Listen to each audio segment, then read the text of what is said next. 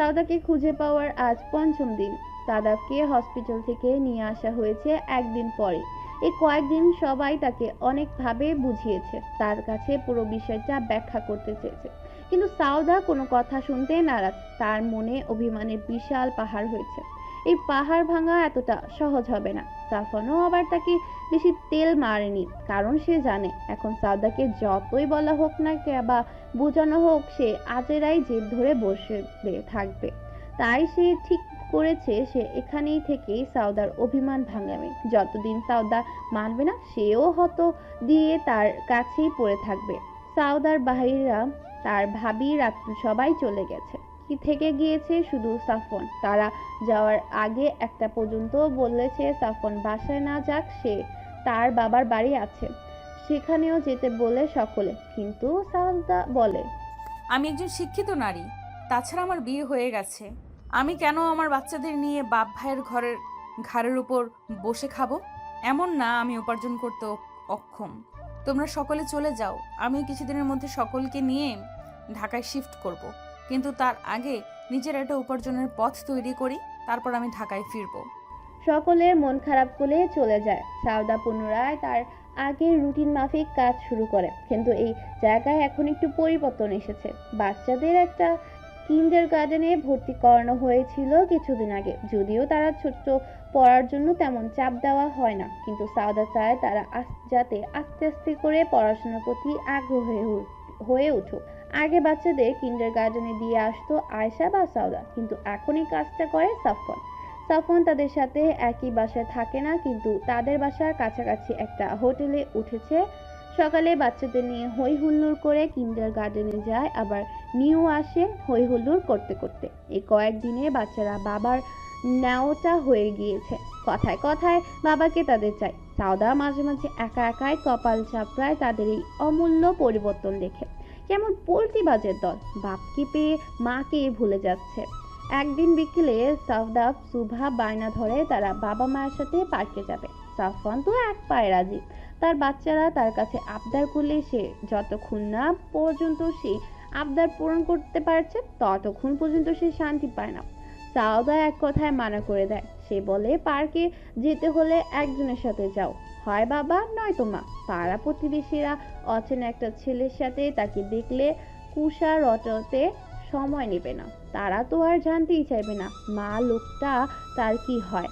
একটা জিনিস পেলেই তার তিল থেকে তাল বানিয়ে দেবে। এই সমাজকে একজন সিঙ্গেল মাদারের টিকে থাকা যে কতটা কঠিন, সে এই পরিস্থিতির মধ্যে দিয়ে যায় একমাত্র সেই জানে। এমনকি হালকা পাতলা গুঞ্জন শোনা যাচ্ছে তার নামে। মায়ের এমন কথা তারা কাঁদতে কাঁদতে চোখ মুখ ফুলিয়ে ফেলে। সাফওয়ান বাচ্চাদের এমন অবস্থা দেখে অনেকটা রিকোয়েস্ট করে, পরে সাউদাকে রাজি করায়। তারা চারজন পার্কে ঘুরতে যায়। আয়শা পাশেই থাকে। সুভা তার বাবার হাত ধরে হাঁটছে, আর সাদাব তার মায়ের। কিছুক্ষণ হাঁটার পর তারা বলে বাবার সাথে খেলবে। তখন তা বিনা বাক্যে মেনে নেয়। বেশ কিছুক্ষণ তিনজন মিলে দৌড়াদৌড়ি লাফা ঝাঁপ করে হাঁপিয়ে ওঠে। সাদাব সুভা এই প্রথম বাবার সাথে এত সুন্দর মুহূর্ত পার করেছে বলে তাদের সময়ের দিকে কোনো খেয়ালই নেই। সাউদা বুকে কয়ে তাদের এক জায়গায় বসে, না হলে বিচ্ছু দুটা আরো লম্প ঝম্প করতো। সন্ধ্যা হওয়ার একটু আগেই তারা বাসায় এসে পড়ে। তখন বাসায় ঢুকে না, বাইরে থেকেই তাদের থেকে বিদায় নেয়। যার আগে সাদাব সুভাকে বলে, বাবার কলিজারা, বাবা যদি একটা রিকোয়েস্ট করে তাহলে কি তোমরা রাখবে? হ্যাঁ বাবা, রাখবো। তখন তাদের জড়িয়ে ধরে বলে, কালকে হয়তো সকালে তোমাদের সাথে স্কুলে যেতে পারবো না। তোমরা খালামণির সাথে গুড বয় আর গুড গার্লের মতো করে চলে যেও, আর এসে ভালো বাবুদের মতো মায়ের কথা শুনে চলো, তাহলে বাবা তোমাদের আরো ভালোবাসবে। ঠিক আছে সোনারা? তারা দুজন একসাথে বলে ওঠে। আচ্ছা বাবা। সাউদা এতক্ষণ এক সাইডে দাঁড়িয়ে দাঁড়িয়ে তাদের কথা শুনছিল। সাফওয়ানের কথাগুলো শুনে তার মনে হয় সাফওয়ান হয়তো কোথাও যাবে। তার মনটা একটু উসখুস করতে থাকে। বাচ্চাদের সময় নিয়ে আদর করে সাফওয়ান। সাফওয়ানের চোখে হালকা পানি দেখতে পায় সাউদা। সে তাদের নিয়ে ভেতরে চলে যায়, কিন্তু সাফওয়ান তার হোটেলের উদ্দেশ্যে যায় না। সে সাউদার বাসার সামনেই দাঁড়িয়ে থাকে। তার মন কেন জানি বলছে সাউদা আসবে। হলো তাই। মিনিট দুয়েক পর সাউদা বর্ষা থেকে বের হয়ে এসে তার কাছে চলে আসে। সাউদার নিচের দিকে তাকিয়ে উসখুস করতে থাকে। তাকে দেখেই বোঝা যাচ্ছে সে কিছু জিজ্ঞেস করতে চায়। সাফওয়ান জানে সে কি জিজ্ঞেস করতে চায়, তাই সে বলা শুরু করে। আজ রাতে ঢাকায় যাব, একটা ইম্পর্টেন্ট মিটিং আছে। না গেলে অনেক লস হবে কোম্পানি, তাই যাচ্ছি, না হলে যেতাম না। মিটিং শেষ করে আবার রওনা দেব। সাউদা চুপ করে তার কথা শুনে তারপর নীরবতা রেখেই বাসার ভেতরে যেতে শুরু করে, কিন্তু সাফওয়ান তাকে হাত ধরে আটকে দেয়। হ্যাচকা টান দিয়ে নিজের অনেকটা কাছে নিয়ে এসে বলে, একটু সদয় হওয়া যায় না? এত নিষ্ঠুর তো ছিলে না তুমি। ঠিক আছে, আমিও আমার সেই সাউদাকে হাসিল করি, তবে দম নেব। যাও, ভেতরে যাও। কথাটা বলে সাউদার কপালে একটা ভালোবাসার পরশ দেয়। সন্দেহ হয়ে গেছে, আশেপাশে তেমন কেউ নেই বললেই সাফওয়ান সুযোগের সদ্ব্যবহার করে ফেলে। সাউদাকে ছেড়ে দিলে সাউদা আবার হাঁটা দেয়। 2-1 কদম হেঁটে হালকা একটু ঘাড় ঘুরিয়ে সাফওয়ানকে বলে, সাবধানে যাবেন, আল্লাহ হাফেজ। কথাটা বলে হনহনিয়ে বাসার ভেতরে ঢুকে পড়ে। তার এই সামান্য কথাটুকু সাফওয়ানের খুশির সীমা থাকে না। অভিমানের বরফ একটু একটু গলছে মনে হচ্ছে। এদিকে রাতুল সেদিনের পর থেকে আয়েশাকে এক মুহূর্তের জন্য ভুলতে পারছে না। চোখ বন্ধ করলেই মেয়েটার মলিন মুখখানা তার চোখের সামনে ভেসে বেড়ায়। তার এমন অনুভূতি আগে কখনোই হয়নি। সে আর আয়মান প্রেমের বিরুদ্ধে। ভার্সিটি লাইফে তারা কত প্রেমের প্রপোজাল পেয়েছে তার ইয়াতাই নেই। তারা কখনোই এসব নিয়ে বেশি একটা মাথা ঘামাতো না। সেই রাতুল নাকি একজনের এক পলক দেখার জন্য এমন হাসপাস করছে। আয়েশাকে সেদিন বাসায় ড্রপ করে দিয়ে আসার পর আর একদিনও তাদের দেখার সাক্ষাৎ হয়নি। কেন হয়নি? হয়তো আয়েশা চায়নি বা ভাগ্যে ছিল না। একটু যে ফোন দিয়ে কথা বলবে তাও পারছে না। একে তো আয়েশার ফোন নাম্বার নেই, দুয়ে তো তার নিজেরও কেমন একটা হেজিটেশন হচ্ছে। সব মিলিয়ে রাতুলের অবস্থা পুরোই টাইট। অনামিকা ছোট থেকে আয়মানকে ভালোবাসে।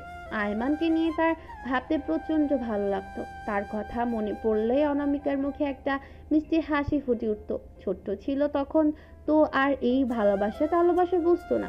আস্তে আস্তে যখন বড় হলো, বন্ধু বান্ধব থেকে জানতে পারলো তার এই অনুভূতিগুলো সুন্দর একটা নাম আছে, তখন থেকে যেন আরো বেশি করে চাইতে লাগলো আয়মানকে।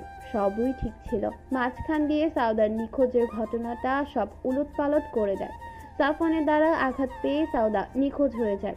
এই কথাটা যখন আয়মান এবং তার পুরো পরিবার জানতে পারলো, তারা সাফওয়ানদের সাথে সব সম্পর্ক শেষ করে দেয়। আয়মান তার বোনকে এতটাই ভালোবাসতো যে তার একমাত্র বেস্ট ফ্রেন্ড রাতুলের সাথেও কথা বলা বন্ধ করে দিয়েছে। পরে অবশ্য সাফওয়ানের মায়ের অসুস্থতার সময় সব ঠিকই করে নেয় দুই পরিবার, কিন্তু আয়মান তাদের কারোর সাথেই তেমন কথা বলতো না, একমাত্র রাতুল ব্যতীত। শুরুতে অনামিকার সাথে টোটালি কথা বলা বন্ধ করে দিয়েছিল আয়মান। তারপর একদিন সে কি কান্না অনামিকার! সে আয়মানকে বলেছিল তার সাথে কথা না বলার পর্যন্ত সে কিচ্ছু খাবে না। আয়মান কথাটা হালকাভাবে নিল।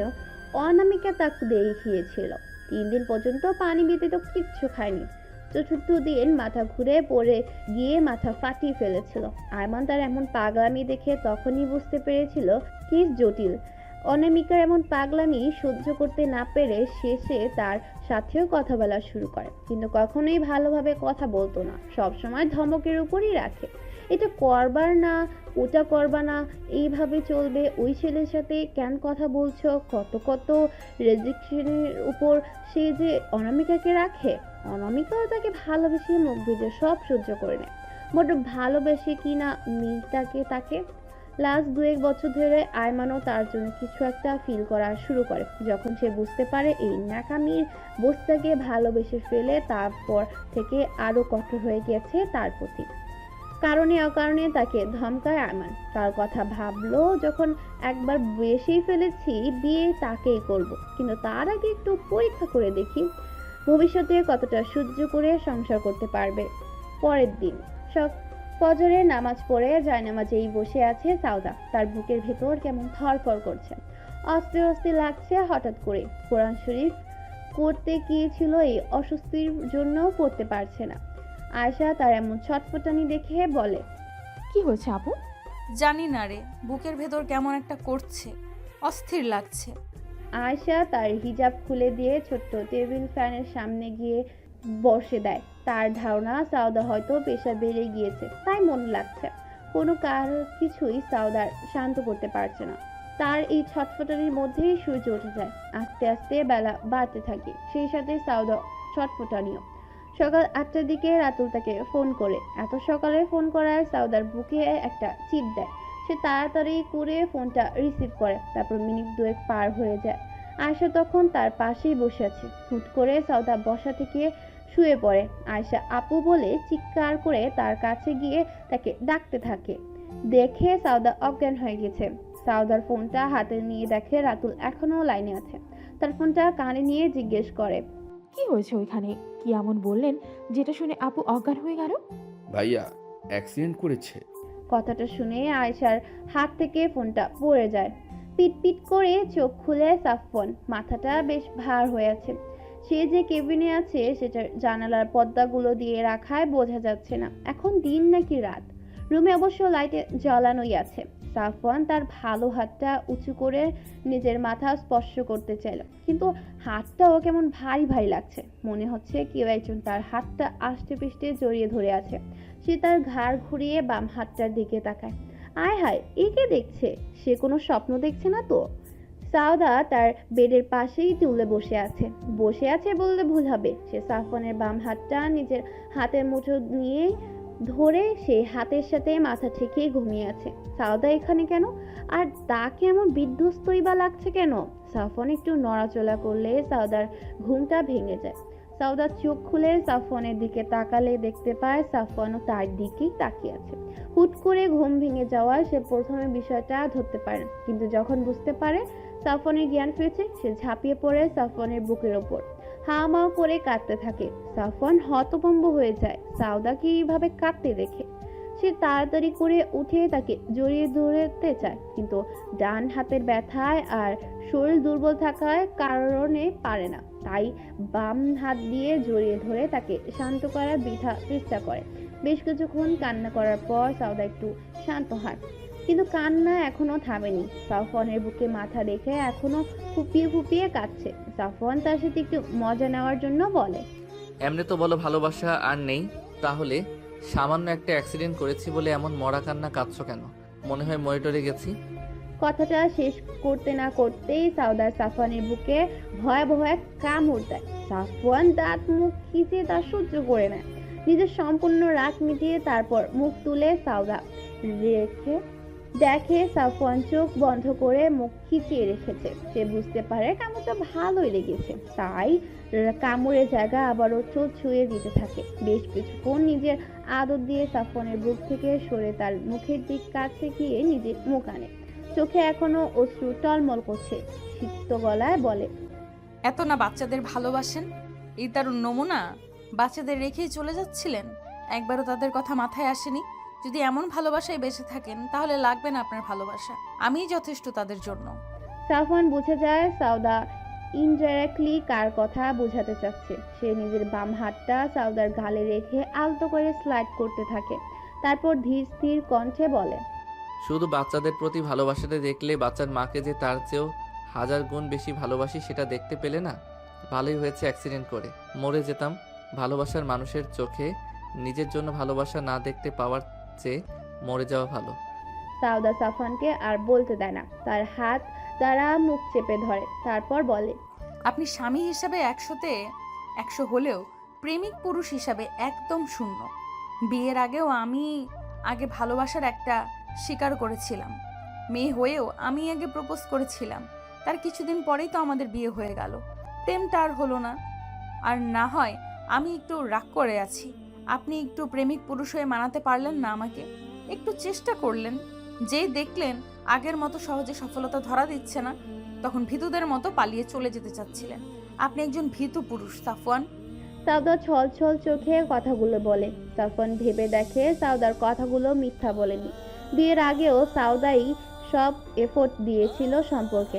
এখনো সাউদাই মোটামুটি সব করছে। সে একটু ধৈর্য ধরতে পারছে না সাউদাকে পুনরায় নিজের জীবনে পাওয়ার জন্য।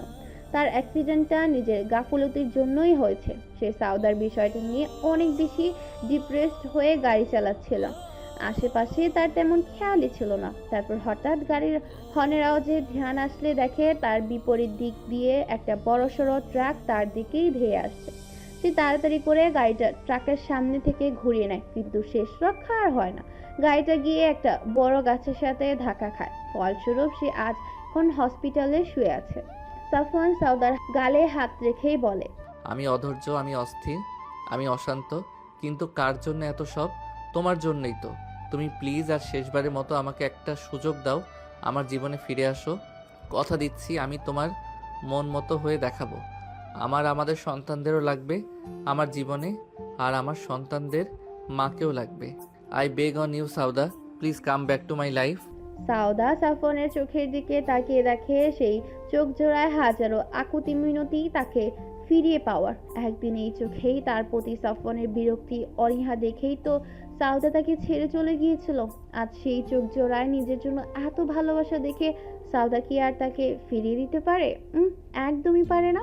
সে সাফওয়ানের বুকে মাথা রেখে তাকে দু হাত দিয়ে শক্ত করে জড়িয়ে ধরে। সাফওয়ান বুঝে যায় সাউদার সম্মতি। সেও সাউদাকে এক হাত দিয়ে যতটা সম্ভব শক্ত করে জড়িয়ে ধরে নিজের সাথে। দুজনের চোখের পানি, কিন্তু এই পানি কোন কষ্টের না, বরং এক বিশাল প্রাপ্তির সাক্ষী। আচ্ছা, আপনাদের মনে নিশ্চয় এখন প্রশ্ন আসছে, সাউদাকে এখানে কেন, কিভাবে আসলো, তাই তো? তাহলে আপনাদের কয়েক ঘন্টা আগের কাহিনী শুনতে হবে। কয়েক ঘন্টা আগে আয়শা রাতুলের কাছ থেকে এমন একটা কথা শুনে কয়েক মুহূর্তের জন্য থমকে যায়। বিষয়টা তার মস্তিষ্কের সাথে সাথে ক্যাচ করতে পারে না। রাতুল আয়শার কোনো উত্তর না পেয়ে কয়েকবার হ্যালো হ্যালো করে। রাতুলের আওয়াজে আয়শার ধ্যান ফিরে। সে পুনরায় ফোনটা নিজের কানে লাগিয়ে অস্থির হয়ে বলতে থাকে, ভাইয়ার এখন কি অবস্থা? অবস্থা কি বেশি খারাপ? কি হলো, বলছেন না কেন? আলহামদুলিল্লাহ, এতটা খারাপ অবস্থা না, কিন্তু বেশি ভালোই। চোট পেয়েছে, হাতে আর মাথায় সামান্য চোট পেয়েছে, ডান হাতটা ফ্র্যাকচার হয়েছে। আয়শা রাতুলের কথাটা শুনে একটু স্বস্তি পায়। রাতুল আয়শার মুখে সাউদার কথা শুনে একটু চিন্তিতই হয়, কিন্তু হুট করে একটা কথা তার মাথায় আসে। সাফনের অ্যাক্সিডেন্টটা কাজে লাগিয়ে যদি সাউদাকে ঢাকায় আনা যায় আর তাকে আগের বিষয়ে বুঝিয়ে যদি পুনরায় সব ঠিক করা যায়, তাহলে কেমন হয়? সে আর কিছু না ভেবে আয়শাকে বলে, শোনো, তুমি কি চাও না তোমার আপু আর বাচ্চাদের লাইফটা সুন্দর হোক, ভাইয়া আর ভাবি পুনরায় একসাথে থাকুক? চাইবো না কেন? আমি তো জানি আপু এখনো ভাইয়াকে কতটা ভালোবাসে। মাঝরাতে যখন আমার ঘুম ভেঙে যায়, তখন প্রায়ই দেখতে পাই আপু ভাইয়ার ছবি বুকের সাথে জড়িয়ে নীরবে কাঁদতে থাকে। তাহলে শোনো, আজ একটা সুযোগ এসেছে তাদের জীবনটা পুনরায় সেট করে দেওয়ার, আর সেটা তোমাকে আর আমাকে মিলেই করতে হবে। কিভাবে? রাতুল তারপর তাকে প্ল্যানটা খুলে বলে। আয়শা প্রথমে কাজটা না করতে চাইলেও রাতুল একটু বোঝাতে সে মেনে যায়। আয়শা রাতুলের ফোনটা কেঁদে সারদার জ্ঞান ফেরায়। তারপর তাকে কেঁদে কেঁদে গলায় বলে, আপু উনি বলল ভাইয়ার অবস্থা ভালো না, ডাক্তাররা কোনো নিশ্চয়তা দিতে পারছে না। বলেছে 24 ঘন্টার মধ্যে জ্ঞান না ফিরলে তাদের হাতে আর কিছু করার থাকবে না। এর মধ্যে নাকি একবার ভাইয়ার জ্ঞান ফিরেছিল, তখন নাকি তোমার আর বাচ্চাদের নাম নিচ্ছিল। আপু চলো না ঢাকায় যাই ভাইয়াকে দেখতে। তার কিছু একটা হয়ে গেলে তখন কি তুমি নিজেকে ক্ষমা করতে পারবে? বাচ্চাদের দিকে তাকিয়েও একবারের জন্য চলো। সাউদা আয়শার কথা শুনে রিয়াক্ট করতে ভুলে যায়। তার সাফন, তার ভালোবাসার মানুষটার এই অবস্থা। সত্যি তো, সাফনের ভালো মন্দ একটা কিছু হয়ে গেলে সে মৃত্যুর আগ পর্যন্ত নিজেকে ক্ষমা করতে পারবে না। না ভেবে আর সময় নিবে না। বাচ্চাদের ঘুম থেকে উঠিয়ে কোনো মতো ফ্রেশ করায়, একটা ব্যাগে বাচ্চাদের প্রয়োজনীয় কয়েকটা জিনিস নিয়ে নেয়। তারপর কিছু টাকা নিয়ে চারজন রওনা হয় ঢাকার উদ্দেশ্যে। কপাল ভালো থাকায় টিকিট পেয়ে যায়। রাস্তায় তেমন জ্যাম না থাকায় 4-5 ঘন্টার মধ্যে এসেও পড়ে। ঢাকায় পৌঁছালে রাতুল গিয়ে তাদের নিয়ে আসে হসপিটালে। সাউদা হসপিটালে এসে দেখে তাদের পরিবারের সবাই বসে আছে। তার শাশুড়ি তাকে দেখে এগিয়ে এসে ঠাস করে একটা চর মেরে দেয়। তারপর আবার সাথে সাথেই নিজের বুকের সাথে জড়িয়ে ধরে কান্না করতে থাকে। সাউদা আর অনিমিকাকে সে কখনোই আলাদা দেখেনি। সাউদা চলে যাওয়ার পর সেও সাউদার টেনশনে হার্ট অ্যাটাক করেছিল।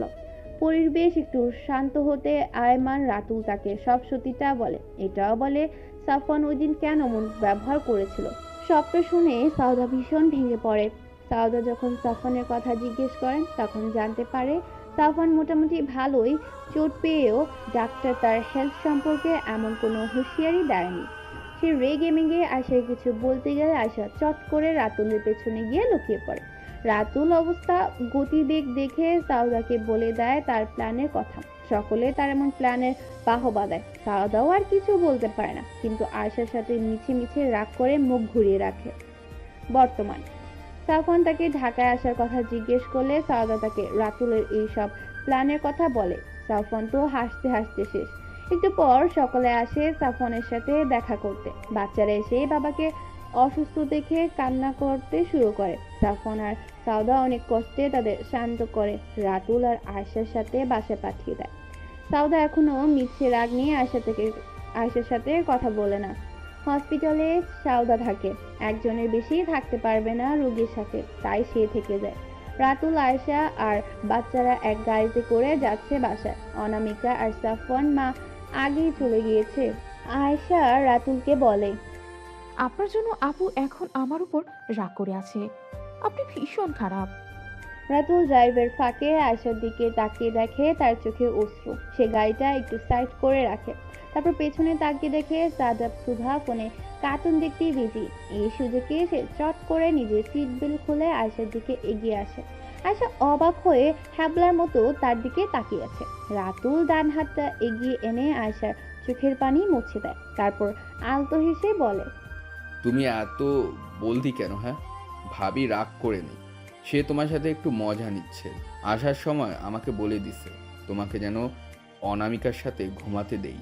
তুমি নাকি একা ঘুমাতে পারো না। সে যদি তোমার উপর রাগেই থাকতো তাহলে কি তোমার ভয়ের কথাটা আমাকে বলতো? বোকা মেয়ে একটা। আর শোনো, এই চোখে যেন আর কখনো অশ্রু না দেখি, তাহলে কিন্তু ভয়ঙ্কর প্রবলেম শুরু করবো আমি। সব সময় হাসবে, অন্তত আমার সামনে কখনোই কাঁদবে না। আমার সহ্য হয় না তোমার চোখের পানি, মনে থাকবে? আয়েশা সম্মোহন হওয়ার মতো করে রাতুলের কথায় সম্মতি দেয়। রাতুল পুনরায় তার সিটে বসে গাড়ি স্টার্ট দেয়। সাফওয়ানকে হসপিটালে রাখা হয় প্রায় 1 সপ্তাহের মতো, এবং এই পুরো সময়টা সাউদাই তার সাথে থেকেছে, তার দেখাশোনা করেছে। আজ সাফওয়ানকে হসপিটাল থেকে ছুটি দিয়ে বাসায় পাঠিয়ে দিবেন ডক্টররা। সাউদা সকাল থেকে উঠেই সাফওয়ানের সব গোছকাজ করে নিচ্ছে। আজ সাউদাকে অন্যান্য দিনের চেয়ে একটু বেশি চঞ্চল লাগছে। সাফওয়ান বেডে শুয়ে শুয়ে সাউদার সকল কাজ দেখছে। বেলা 12টার দিকে ডক্টর এসে সাফওয়ানকে আরেকবার চেক আপ করেন। সব কিছু ঠিক থাকায় সাফওয়ানকে ডিসচার্জ করে দেন। আয়মান আর রাতুল এসেছে সাদাকে বাসায় নিয়ে যাওয়ার জন্য। তারা যখন বাসার উদ্দেশ্যে রওনা দিবে তখন আয়মান বলে ওঠে, আপু চলো আমাদের বাসায় চলো। তুমি তো ভাইয়ার সাথে রাগ করে আছো ওই বাড়িতে, নিশ্চয়ই যাবে না। তাহলে তুমি আমার সাথে আমার গাড়িতেই চলো, রাতুলের সাথে ভাইয়া চলে যাক। আয়মানের এমন কথায় কেবিনে উপস্থিত বাকি 3 জন আটকে ওঠে। কি বলে কি ছেলেটা? সাফওয়ান সাউদার এক হাত নিজের হাত দ্বারা শক্ত করে চেপে ধরে থাকে। মনে হচ্ছে ছেড়ে দিলেই সাউদা পাখির মতো উড়াল দেবে। সে আয়মানকে কিছু বলতে যাবে, তখন দেখে আয়মান সাউদা আর রাতুলের অগোচরে তাকে চোখ টিপ দিচ্ছে। সাফওয়ান বুঝতে পারল দুষ্টুটার মাথায় নিশ্চয়ই কোনো দুষ্টু প্ল্যান ঘুরে বেড়াচ্ছে। আয়মান সাফওয়ানকে ইশারায় বলে চুপ থাকতে। সাফওয়ানও তাই করে। আয়মান আবারও বলে, আপু চলো চলো, দেরি হয়ে যাচ্ছে। আম্মু আর বাসার সবাই তোমার জন্য অপেক্ষা করছে বাসায়। কি বলছিস? আমাদের বাড়িতে রত্ন তোদের বাড়িতে যাবে কেন? এমন করবি জানলে তোকে আনতাম না সাথে করে, সালা বেঈমান। তুই যাই বলিস, আপু যেখানে থাকতে চায় না সেখানে তো তাকে জোর করে রাখতে পারি না আমি। তুই চুপ থাক, আপু যা বলবে তাই করব আমরা। আয়মানের এই কথায় সাফওয়ান, রাতুল, আয়মান 3 জনই তার দিকে তাকায় তার বক্তব্য শোনার জন্য। সাউদা আমতা আমতা করে বলে, বাচ্চাদের ওই বাড়ি আছে, আমি যদি তাদের ছেড়ে তোর সাথে চলে যাই তাহলে তারা কান্না করবে। ব্যাপার না, বিকেলে ওই বাসায় গিয়ে আমি তাদের নিয়ে আসবো। তুমি চলো এখন আমার সাথে। কথাটা বলে আয়মান সাউদার হাত ধরে নিয়ে যেতে লাগে। সাফওয়ানও তার উত্তর শুনে আগেই হাত ছেড়ে দিয়েছে। সে মনে মনে ভাবে সাউদা হয়তো তাকে এখনো মাফ করতে পারেনি। যদি মাফ করেই দিত তাহলে নিজে বাড়ি যাবে এটা বলে এত হ্যাজিটেট ফিল করতো না। সাফওয়ান তার হাত ছেড়ে দেওয়ার সাউদা অবাক হয়ে সাফওয়ানের দিকে তাকায়। দেখে সাফওয়ান মলিন মুখ নিয়ে নিচের দিকে তাকিয়ে আছে। সাউদা বুঝতে পারে সাফওয়ানের মনটা খারাপ হয়ে গেছে। সে আয়মানকে সাথে হাঁটা বাদ দিয়ে দাঁড়িয়ে যায়। আয়মান তার দাঁড়ানো দেখে পেছন ঘুরে বলে, কি হলো, দাঁড়িয়ে পড়লে যে? সাউদা আরমান থেকে নিজের হাত ছাড়িয়ে ধীর কণ্ঠে বলে, আমি আমার বাসায় যাব। আমার সংসারে আমি ফিরে যেতে চাই। কথাটা বলে সাফওয়ানের পাশে গিয়ে দাঁড়ায়। তার জবাবের উপস্থিতি তিন পুরুষই ভীষণ খুশি হয়ে যায়। সবচেয়ে বেশি খুশি হয় সাউদার ব্যক্তিগত পুরুষই। আয়মান ও রাতুল হেসে দেয়। আয়মান হেসে সাফওয়ানের দিকে তাকিয়ে বলে, দেখেছো ভাইয়া, আমার প্ল্যান কতটা কার্যকারী? আপুর মুখ থেকে স্বীকার করলাম কথাটা। সাউদা ভ্রু কুঁচকে তাকায় তার কথা শুনে। আয়মান তার তাকানো দেখে বলে, আমি একটু মজা করছিলাম তোমার মুখ থেকে কথাটা বের করানোর জন্য। তবে রে দাঁড়া, আজ তোর হচ্ছে। কথাটা বলে সে আয়মানের দিকে তেড়ে যায়, কিন্তু তার আগে আয়মান ফুরুত। রাতুল আর সাফন হাহা করে হেসে দেয়। হাসি মজা শেষ করে আর কিছুক্ষণ পর তারা রওনা বাসার উদ্দেশ্যে। আয়মানও তাদের সাথে আসে। সাফনরা এখন পর্যন্ত সেই ফ্ল্যাটটাতেই থাকে।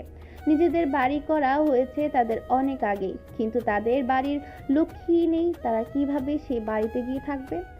বাড়ির করার পর সে তার মা আর ভাই বোনকে বলে দিয়েছে নিজেদের বাড়িতে গিয়ে থাকতে। সাফন এখানেই থাকবে। যদি কোনোদিন সাউদাকে পায় তাহলে সাউদা আর তাদের বাচ্চাদের নিয়ে সে নিজেদের বাড়িতে যাবে, না হলে নয়। সাফনের এমন কথা শুনে তারাও বলে সাউদাকে খুঁজে পেলে সকলেই একসাথে নতুন বাড়িতে যাবে, না হলে না। এখন যেহেতু সাউদা আর বাচ্চাদের খুঁজে পাওয়া গেছে, তাই তারা খুব শীঘ্রই নিজেদের বাড়িতে যাবে। ততদিন এই ফ্ল্যাটটাতেই থাকবে। সকলে বাসায় আসতে খুব শুরু হয় আনন্দ উৎসব। এতদিনে এই মৃত্যুপ্রায় ফ্ল্যাটটা যেন আজ প্রাণ ফিরে পেয়েছে। সাউদা বাবার বাড়ি সকলে এসেছে। দুপুরে খাবার পরিবেশন করে সাউদা, অনামিকা আর আয়েশা। সাউদার ভাবিও তাদের সাথে হাত লাগাতে চেয়েছিল, কিন্তু তার এই অবস্থায় কেউ তাকে কাজে হাত লাগাতে দেয়নি। সাউদার ভাবি আবার প্রেগনেন্ট। খাওয়া শেষে ছেলেরা চলে যায় রাতুলের রুমে আর মেয়েরা চলে যায় অনামিকার রুমে। এর মধ্যে অনামিকা কয়েকবার আয়মানের সাথে কথা বলতে চেয়েছিল লুকিয়ে ছুকিয়ে, কিন্তু আয়মান তাকে টোটালি ইগনোর করেছে। সাউদার বাড়ির লোকেরা বিকেল পর্যন্ত থেকে তারপর চলে যায়। যার সময়ও একেবারের জন্য আয়মান অনামিকার দিকে তাকায় না। অনামিকার মনে ভীষণ অভিমান হয়। এই নিয়ে সময় চলতে থাকে নিজের নিয়মে। সাফওয়ান সাউদার জীবন থেকে চলে যা একটা মাস। এর মধ্যে তারা তাদের নিজেদের বাড়িতে শিফট করে ফেলেছে। বাড়ির নাম দেওয়া হয়েছে সুকনি। নামটা সাউদার দেওয়া। স্টুডেন্ট থাকাকালীন তার অনেক ইচ্ছে ছিল তার একটা বাড়ি হবে, সেটার নাম হবে সুকনি। একদিন এই কথা সাফওয়ানের সাথে শেয়ার করে সাউদা। সাফওয়ান মনে মনে ঠিক করে রাখে সে কঠোর পরিশ্রম করে সাউদার এই ইচ্ছেটা পূরণ করবে। অবশেষে আল্লাহর অবশেষ রহমতে আজ তার পূর্ণ করতে পেরেছে। আয়েশাও তাদের সাথেই থাকে। সে বলেছিল সে সিলেটে ফেরত যেতে চায়, কিন্তু কেউ তার এই কথা কানেই তুলে না। তারপর বলেছিল এখানকার একটা হোটেলে উঠবে। তখন সকলে তাকে এমন বকা দেয় যে সে ভয়ে আর কিছু বলতে পারে না। রাতুল তো রাগ করে তার দিকে 3-4 দিন তাকায়ও নি। পরে অবশ্য আস্তে আস্তে তার রাগ পড়ে যায়। সাফওয়ান আর রাতুল একটু আগে অফিস থেকে ফিরেছে। রাতুলও সাফওয়ানের সাথে অফিসে যায়। তারা ফ্রেশ হয়ে নিচে নেমে কিছুক্ষণ সকলে মিলে আড্ডা দেয়। তারপর রাতের খাবার খেতে বসে। খাওয়ার পর সাফওয়ানের মা সকলকে একটা জরুরি কথা বলার জন্য ডাইনিং রুমে বসতে বলে। সকলে তার কথার মতো সেখানে বসে তার কথা শোনার জন্য। সাফওয়ানের মা একটা সোফায় বসে বলে, এখন যেহেতু আলহামদুলিল্লাহ আমাদের পরিবারের লক্ষ্মী ফিরে এসেছে, তাই আমি চাচ্ছি আরেক লক্ষ্মীকে তার বাড়ি পাঠিয়ে দিতে। উপস্থিত কেউই তার কথা বুঝতে পারে না। সাফওয়ান তার মাকে জিজ্ঞেস করে, মানে একটু খুলে বলো আম্মা। আরে আমি অনামিকার কথা বলছিলাম। তোর শিউলি খালার ছেলের সাথে আমি তোর বিয়ে দিব ঠিক করেছি। প্রায় সব কথাই শেষ। এখন দিনক্ষণ ঠিক করে ওদের 4 হাত এক করে দিব। তারপর আমার রাধুলের জন্য একটা লাল টুকটুকে বউ নিয়ে আসবো। রাতুলের কথাটা সে কিছুটা আয়েশার দিকে তাকিয়ে বলে, কিন্তু কেউ না লক্ষ্য না করলে সকলেই যে ঝটকা খেয়েছে তা থেকেই বের হতে পারছে না।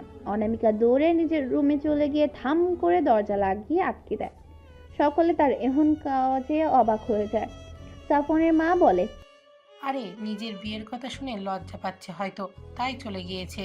তার এই কথাটা সকলের কাছে তেমন একটা বিশ্বাসযোগ্য লাগে না। সাফওয়ান তার মাকে বলে, আম্মা, তুমি কি ওর মত নিয়েছিলে বিয়ের কথাবার্তা আগানোর আগে? ও আবার কিসের মতো? আমি মা হয়ে কি ওর খারাপ চাইবো? তোর শিউলি খালার ছেলেকে তুই চিনস না? কত ভালো একটা ছেলে। তাকে তো আমি একবারও খারাপ বলিনি, কিন্তু অনু এখন যথেষ্ট বড় হয়েছে। ওর নিজের একটা ব্যক্তিগত মতামত আছে। এমনও হতে পারে সে কাউকে পছন্দ করে বা ভালোবাসে। এইসব কিছু না জেনেই তুমি ওর বিয়ের কথা পাকা করে দিলে। আরে ও কাউকে পছন্দ টছন্দ করে না, করলে আমাকে বলতো। তাও একবার ওকে জিজ্ঞেস করে নিও এই বিষয়ে। এটা সারা জীবনের বিষয়, পরে যেন তোমাকে পস্তাতে না হয় আম্মা। কথাটা বলে সাফওয়ান সেখান থেকে চলে যায়। সাউদাও তার পেছন পেছন চলে যায়। আয়শা একবার আর চোখে রাতুলের দিকে তাকায়, দেখে রাতুলও তার দিকে তাকিয়ে আছে। সে তাড়াতাড়ি ঘুরে নিজের চোখ ফিরে নেয়, কারণ তার চোখে যে অশ্রুরা মেলা দিয়েছে। রাতুলের বিয়ের কথা শুনে কেন যেন আয়শার মনটা ভীষণ ভীষণ খারাপ হয়ে যায়, যার ফলস্বরূপ চোখের অশ্রু এসে জমা হয়। সে তাড়াতাড়ি করে সাদাব সুভার রুমে চলে যায়। বন্ধ রুমে এক নাগাড়ে কান্না করে চলছে এক রমণী। আজ নিজেকে আর আটকে রাখতে পারে না অনামিকা। রাত এখন 3টা। সকলের গভীর নিদ্রায় তলিয়ে আছে। শুধু নিদ্রাপরি ধরা দেয়নি অনামিকার চোখে। নিদ্রাপরি তাকে দ্বিধা ধরা দিতে চাইলেও সে তাকে প্রত্যাখ্যান করে। তার মনে যে ভালোবাসার মানুষটিকে হারানো তীব্র ভয় অনেক কষ্টে নিজেকে সামনে ফোন লাগায় আয়মানকে। বেশ কয়েকবার রিং হওয়ার পরে আয়মান রিসিভ করে। আয়মানের কণ্ঠে শুনে অনামিকার চোখে আবার পানি চলে এসে জমা দেয়। আয়মান তাকে জিজ্ঞেস করে এত রাতে ফোন দেওয়ার কারণ কি, কিন্তু সে কান্নার দাপটে কিচ্ছু বলতে পারে না। শেষে আয়মান না পারতে একটা রামধামক লাগায় তাকে। অনামিকা ফুপিয়ে ফুপিয়ে বলে, আমান ভাই, আমাকে বিয়ে করবেন? আয়মান এত রাতে এমন কথা আশা করেনি। তার উপর অনামিকার কাঁদো কাঁদো গলা। সে অনামিকাকে জিজ্ঞেস করে, কাঁদছো কেন? আম্মু আমার বিয়ে ঠিক করেছে শিউলি খালার ছেলের সাথে। আমি তাকে বিয়ে করব না। কথাটা বলে আবার কেঁদে দেয়। আয়মান এমন কথা শুনে ভীষণ রেখে যায়। তার শাশুড়ি দেখে তার বউয়ের অন্য জায়গায় বিয়ে ঠিক করে ফেলেছে, কিন্তু সে মাথা ঠান্ডা রাখে। সে অনামিকার মুখ থেকে তার অনুভূতি সম্পর্কে শুনতে চায়, জানতে চায় অনামিকা তাকে কতটা ভালোবাসে। তারপরেই সে পরবর্তী পদক্ষেপ নিবে। সে শান্ত গলায় বলে, ও, ভালো খবর তো এটা। এতে কান্না করার কি আছে? ছেলে ভালো হলে করে নাও বিয়ে। অনামিকা তার কথা শুনে আরো জোরে কেঁদে দেয়। কাঁদতে কাঁদতে বলে, মনে একজনকে রেখে আরেকজনের সাথে কিভাবে সংসার করব আপনিই বলেন। যার বসবাস তোমার মনে তাকে কথাটা জানিয়ে দাও, হয়তো সে কোনো ব্যবস্থা করতে পারে তোমার এই বিষয়ে। আপনি একটা নিষ্ঠুর পুরুষ। আপনি জানেন না আমি আপনাকে ভালোবাসি, তাও এমন করে আমাকে কাঁদাচ্ছেন। কাঁদাবেনই তো, আমি তো আপনাকে ভালোবাসি।